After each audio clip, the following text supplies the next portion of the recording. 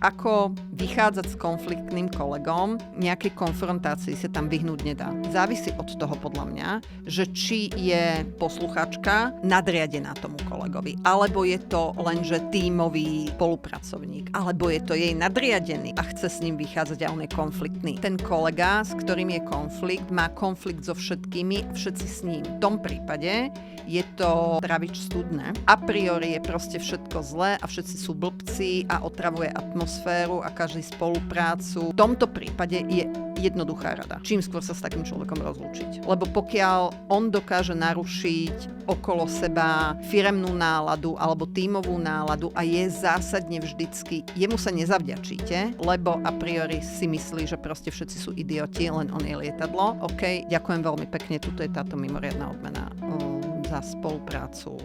Uvidíme sa v inom čase, v inom priestore.